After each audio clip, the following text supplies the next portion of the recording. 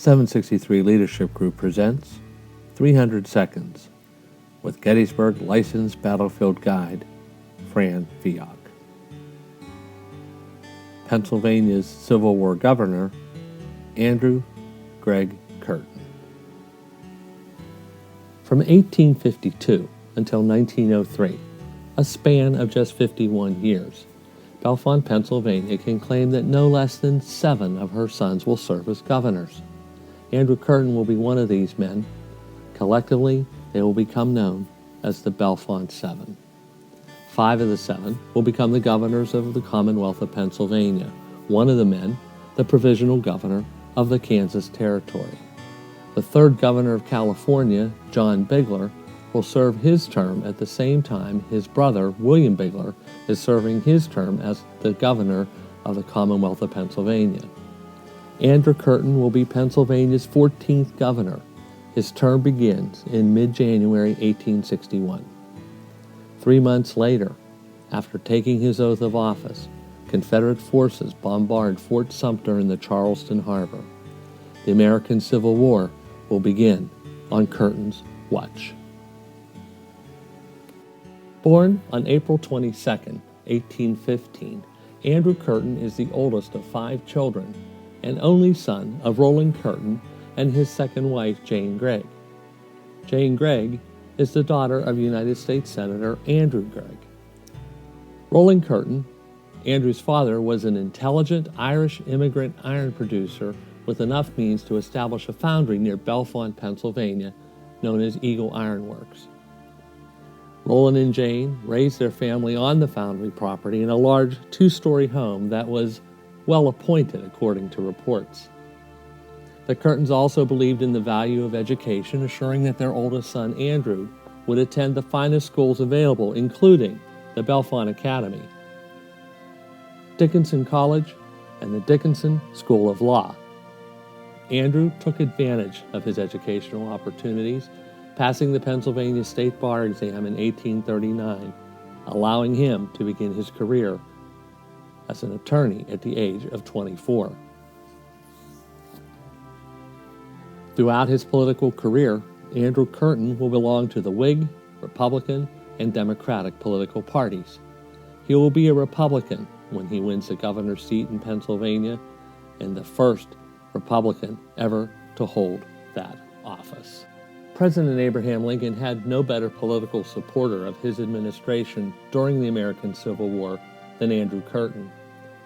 Whether providing Pennsylvania soldiers to fill the Union Army ranks, Pennsylvania steel for railroads, or Pennsylvania ammunition for the battlefield, Andrew Curtin proved himself as a competent governor with the ability to manage multiple issues almost at ease.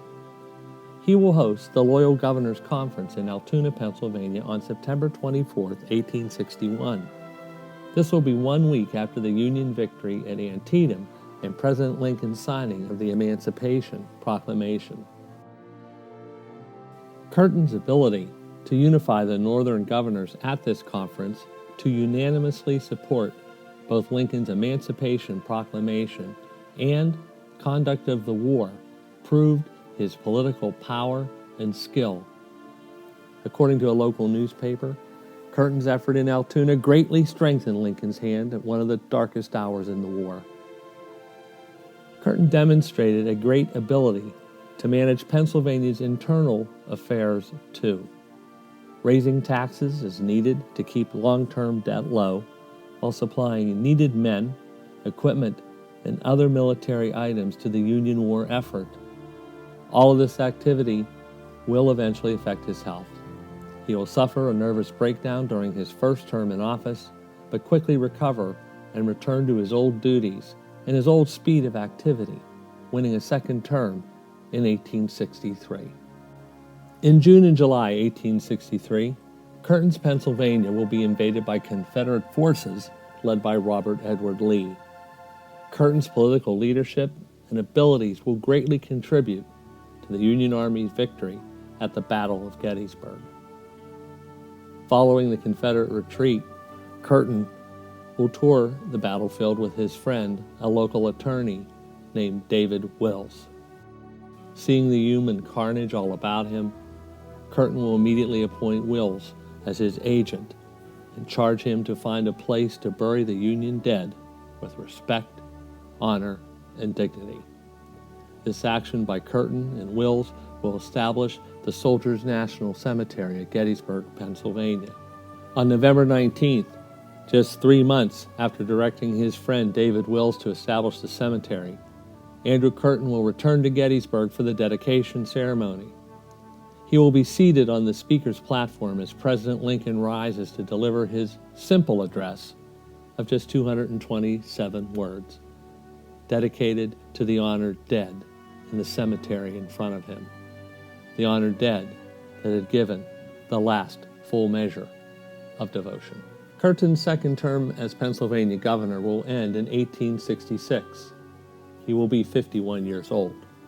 His political career will not end at this point.